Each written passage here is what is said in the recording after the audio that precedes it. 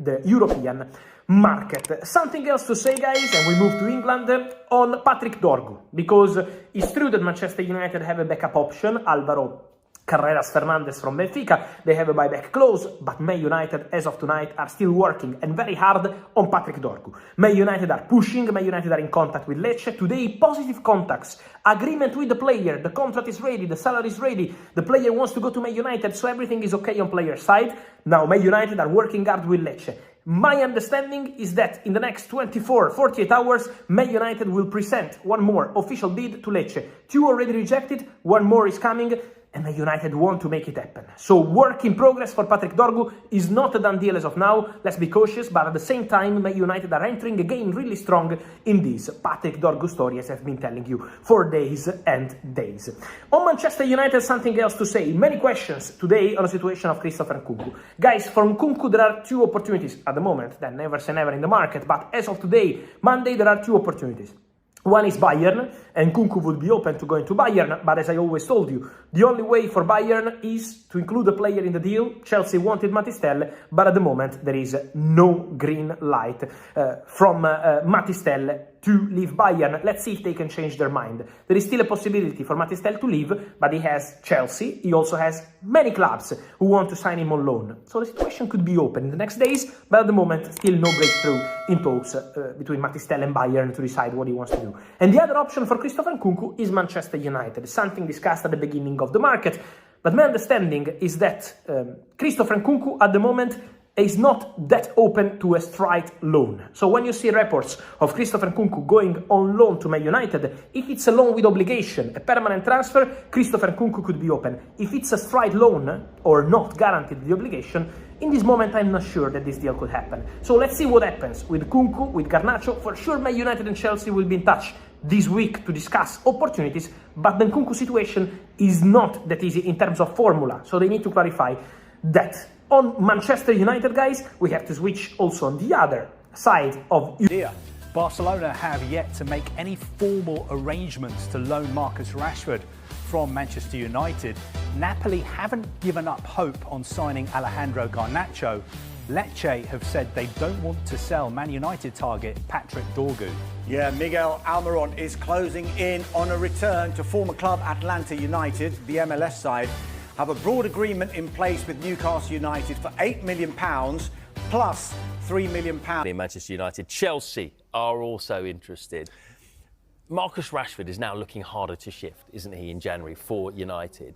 Do you think there's a correlation between those news and now all of a sudden these Garnacho rumours are just getting stronger? Absolutely. I think Garnacho is that domino that if that falls, you will see the rest. Because you're looking at Manchester United with not much flexibility in terms of finances in this window. We're looking at Patrick Dorgu potentially coming in as a knock-on effect from Anthony, so that's not really anything to do with this. If Manchester United want to do anything else serious within this window and get Ruben Amorim some players who maybe fit his system and further develop the squad, Garnacho's going to have to be a big part of that, and that's a reason why he was non-committal. That's a big reason why Ruben Amorim was saying anything can happen in this window, we don't know.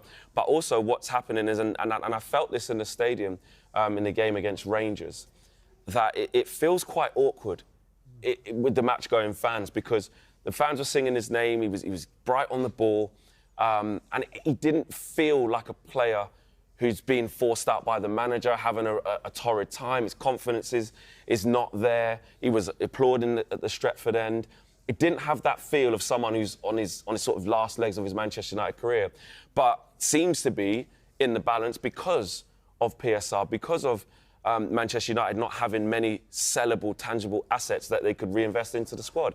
And now it's a damning indictment on Manchester United's finances that this is where they are, the fact they've got to sell one of their biggest prospects. So I think it's a tough situation for him to be in, but clearly Ruben Amorim has been told this is a possibility.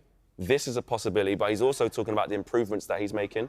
And more importantly, he's continuing to pick him. Ruben Amorim's clearly shown us, if you're not doing what you're supposed to be doing, you're not going to play. You're not even going to be on the bench. So the fact that Garnacho keeps playing shows me and a lot of Manchester United fans, and probably shows Garnacho, that he does believe in him, but at the moment, it's a possibility. Yeah. Just want to pivot slightly over to Chelsea.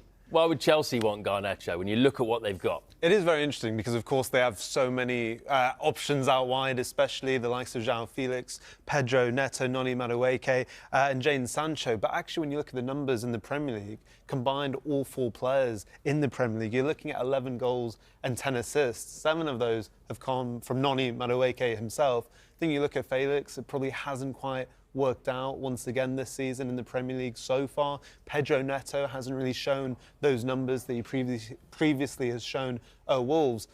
But then you'd also argue Alejandro Garnacho isn't necessarily guaranteeing you those numbers either. So perhaps Chelsea are looking to continue a younger profile of player in their squad and probably fits their system a bit more, being an out-and-out winger.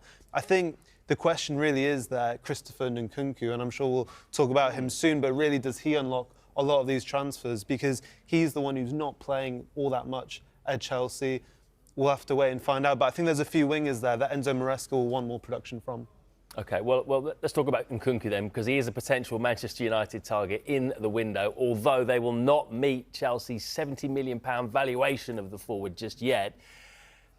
Again, this obviously could be something that happens straight after Garnacho, if that deal goes through. Just want to get your thoughts on Nkunku, and how he would fit into the Manchester United system, to the Ruben Amorim honestly, system. You couldn't write this.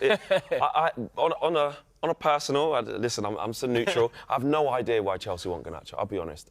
Right. They need a goalkeeper. They need help in midfield. They need competition for Nicholas Jackson as a out-and-out number 9. So, as a neutral, I have no idea why Chelsea would entertain 60 million north for Alejandro Garnacho, but that's a Chelsea issue. Do you think Nkunku going the other way is a better deal for United? Nkunku going the other way has some pros and cons. The pros are he fits the system instantly better than Garnacho does. Him playing as a left 10 or a right 10, that's cash money for Nkunku. That's what he's made his career off. He's a very talented player. He's 27 years of age. He's in his prime. The problems are injuries since he's arrived here. He missed 48 games via injury last season, 22 games